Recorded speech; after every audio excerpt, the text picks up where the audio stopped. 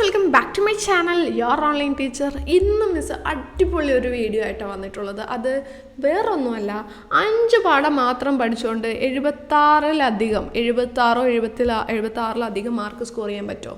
തീർച്ചയായും പറ്റും. വെറുതെ പറയുന്നതാണോ? അല്ല, കൃത്യമായിട്ട് ഫാക്റ്റുകൾ നേരത്തെ തന്നെ മിസ് പറഞ്ഞു തരാം കേട്ടോ. അപ്പോൾ അതിന് വേണ്ടിയിട്ട് ആദ്യം മുതലേ അവസാനം വരെ വീഡിയോ കാണാം. മക്കളെ, നിങ്ങൾക്ക് ഇതേപോലെ ഓരോ ദിവസവും നമ്മൾ ഓരോരോ വീഡിയോസ് അപ്ലോഡ് ചെയ്യുന്നുണ്ട്.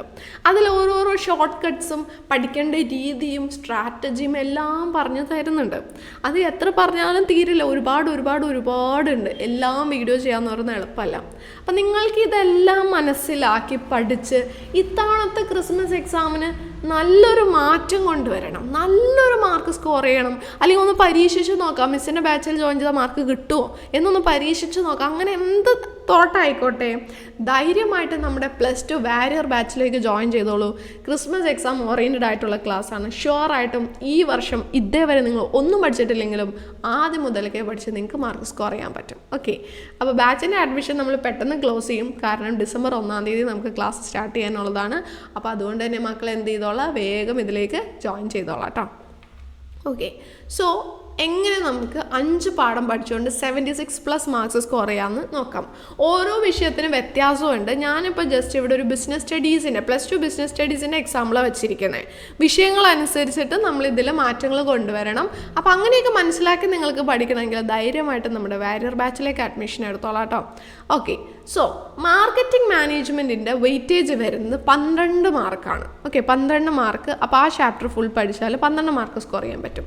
ഫൈനാൻഷ്യൽ മാനേജ്മെൻറ്റിൽ നിന്ന് 10 മാർക്കും, ഡയറക്റ്റിങ്ങിൽ നിന്ന് 11 മാർക്കും, സ്റ്റാഫിങ്ങിൽ നിന്ന് 9 മാർക്കും, പ്രിൻസിപ്പിൾസ് ഓഫ് മാനേജ്മെൻറ്റിൽ നിന്ന് 7 മാർക്കും, ഓർഗനൈസിങ്ങിൽ നിന്ന് 7 മാർക്കും കൂടി സ്കോർ ചെയ്താൽ നമ്മൾക്ക് 56 മാർക്ക് ഈ 6 ചാപ്റ്ററിൽ നിന്ന്, 5 ചാപ്റ്റർ എന്ന് പറഞ്ഞത് വ്യത്യാസമുണ്ട്, 5 അല്ല 6 ചാപ്റ്ററാണ്.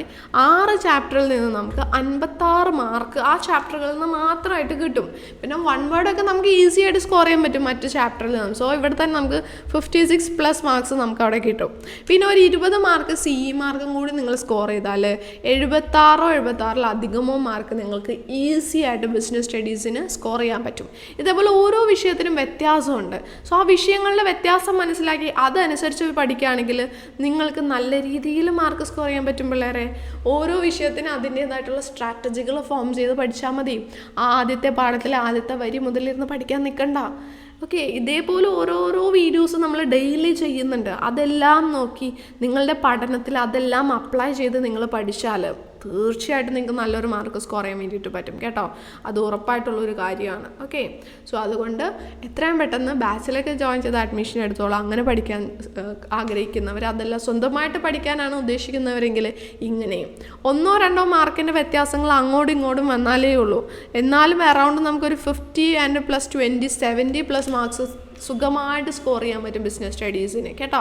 അപ്പോൾ അതിന് വേണ്ടിയിട്ട് പ്രീവിയസ് ഇയർ ക്വസ്റ്റ്യൻ പേപ്പറിൽ വരുന്ന ചോദ്യങ്ങൾ എന്തൊക്കെയാണെന്ന് മനസ്സിലാക്കുക, പാറ്റേൺ മനസ്സിലാക്കുക, ഇമ്പോർട്ടൻറ്റ് ടോപ്പിക്സ് മനസ്സിലാക്കി അത് ഫോക്കസ് ചെയ്ത് പഠിക്കാം. അപ്പോൾ മക്കൾക്ക് എല്ലാവർക്കും ഈ വരുന്ന ക്രിസ്മസ് എക്സാമിന് നല്ലൊരു മാർക്ക് കിട്ടട്ടെ എന്ന് മിസ് ആഗ്രഹിക്കുന്നു. അതേപോലെ തന്നെ വീഡിയോ ഹെൽപ്ഫുൾ ആയാലും താഴെ കമൻറ്റ് ചെയ്ത് അറിയിക്കുക. താങ്ക്